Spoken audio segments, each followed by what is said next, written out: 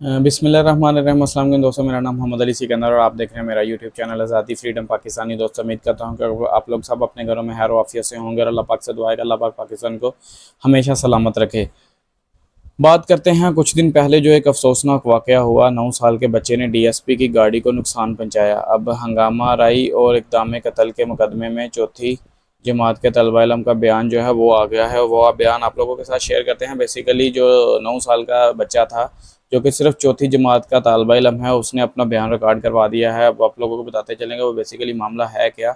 तो आप लोगों को बताते चले, पाकिस्तानी कि कराची के अंदर चौथी जमात के तालिबा इलम ने अपने खिलाफ पुलिस पर हमले और इक़दाम कत्ल की दफ़ात के तहत दर्ज मुकदमे में बयान जमा करवाया। अब निजी टीवी चैनल जियो न्यूज़ के मुताबिक 9 साल के बच्चे ने बयान में कहा है कि वो चौथी जमात का तलबा इलम है, हंगामे से मुतल्लक नहीं है, यानी कि हंगामे से उसका कोई तल्लुक़ वास्ता नहीं है। पुलिस ने झूठा मुकदमा दर्ज किया है, ये कहना था उस 9 साल के बच्चे का। अब उसने साथ में ये भी कहा कि तहकीकात की जाए इस सारे मामले के ऊपर। अब आप लोगों को मज़ीद बताते चलें कि पुलिस की जानिब से कहा गया है कि मुलज़म के एहतजाज के दौरान हंगामा करने की वीडियो जो है वो हम लोगों के पास मौजूद है। अब दर्ज एफआईआर में कहा गया है कि 9 साल के बच्चे जबरान पर सियासी जमात की कॉल पर हंगामे का इल्ज़ाम है, यानी कि एक सियासी जमात ने कॉल दी थी और उस कॉल के अंदर जो जबरान है वो 9 साल का बच्चा, उसने मतलब उसके ऊपर हंगामा करने का जो है वो इल्ज़ाम है। अब मुकदमा हंगामा राई पुलिस पर हमले और इक़्तिदाम कत्ल की दफ़ात के तहत दर्ज किया गया है। बच्चे ने साथियों समेत मिलकर डीएसपी की गाड़ी को नुकसान पहुंचाया, ये कहना था पुलिस का, कराची पुलिस का। अब ये मामला सारा का बेसिकली है क्या, वो आप लोगों के साथ शेयर करते हैं। पाकिस्तानी बेसिकली एक 9 साल का बच्चा है। अगर तो जबरान ने ये सारा कुछ किया है, उस बच्चे ने ये सारा मामला जो किया है, तो ज़ाहिर सी बात है वो तो उसको चलें सज़ा मिलेगी और कानून के तहत और आइनी और कानून के तकाज़ों को पूरा करते हुए उस बच्चे के साथ जो कुछ भी होगा वो तो आने वाले टाइम में पता चलेगा। लेकिन अब ये सोचने की बात ये है पाकिस्तानियों का, ये सारा मामला बेसिकली है क्यों, चीज़ें क्यों इस तरह मतलब आप लोगों के हाथ से बाहर निकलती जा रही हैं, चीज़ें क्यों आप लोगों के कंट्रोल में नहीं रह रही, अवाम इस तरह क्यों एहतजाज कर रही है कि पाकिस्तानी माशत का इतना बेड़ा गर्क होने के बाद हालात इस तरह के हो चुके हैं माज़रत के साथ। पाकिस्तानियों के 9-9 साल के बच्चे, चौथी जमात के तलबा इलम और मतलब 8-8 साल 5-5 साल के बच्चे जो हैं वो आप लोगों के खिलाफ जो है एहतजाज करते हुए सड़कों पर और रोडों के ऊपर निकल चुके हैं। तो इसका मतलब बेसिकली यही है कि ये अवाम फिर आप लोगों को मुस्तरद कर चुकी है और आप लोगों को अब भी अवाम की परेशानी, अब भी अवाम के मसाइल और अब भी आप लोगों को अवाम का जो मसला है वो नज़र नहीं आ रहा।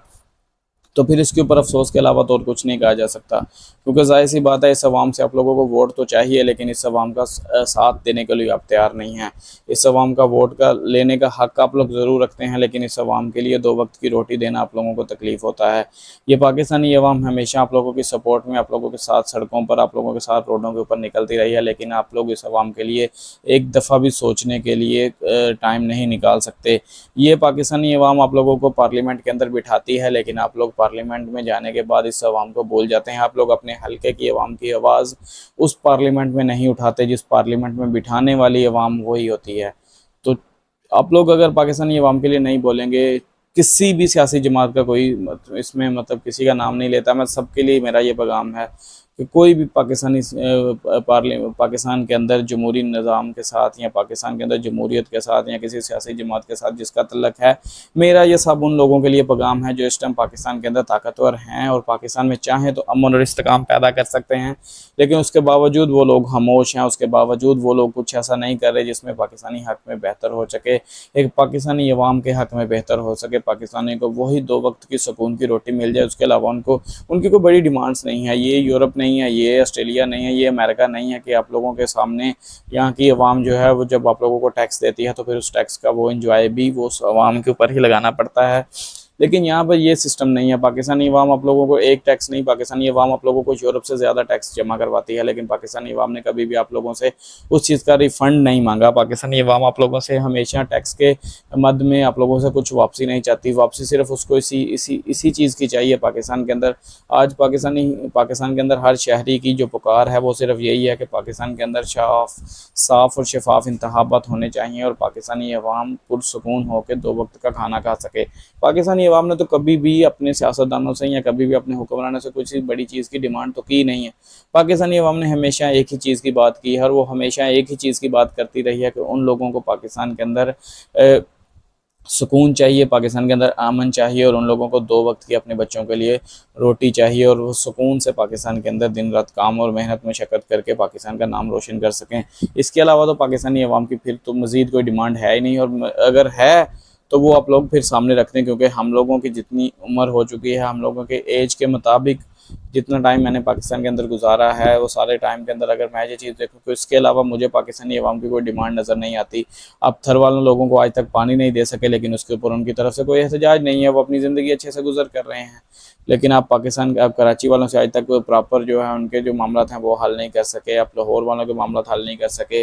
इसी तरह पाकिस्तान, पूरे पाकिस्तान के जो मामला हैं, पाकिस्तानी अवाम के मामला हैं, वो हल नहीं कर सके, लेकिन कभी उन्होंने आप लोगों से डिमांड नहीं की। पाकिस्तानी अवाम की डिमांड किस चीज़ पे है? सस्ता आटा चाहिए, रोटी कपड़ा मकान का जो नारा पाकिस्तान पीपल्स पार्टी की तरफ से मारा जाता था, वो नारा दफन हो चुका है।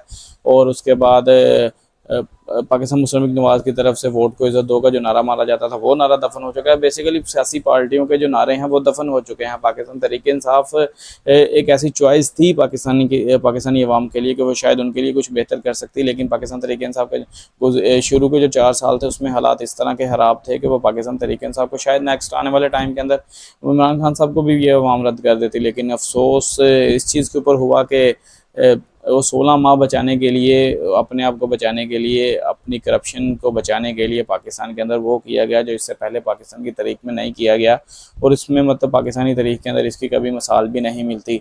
यही वजह है कि आज पाकिस्तान इस दौराए पे खड़ा है कि पाकिस्तान के अंदर पाकिस्तानी अवाम के पास खाने के लिए 2 वक्त की रोटी नहीं है। तो पाकिस्तानी अवाम के लिए सोचें, पाकिस्तानी अवाम की बेहतरी के लिए सोचें। आपसे कोई बड़ी डिमांड नहीं है पाकिस्तानी अवाम की। अगर 2 वक्त का खाना आप लोग पाकिस्तानी अवाम को मुहैया नहीं कर सकते तो फिर आप लोगों को इस मुल्क के ऊपर हुक्मरानी करने का भी हक नहीं है।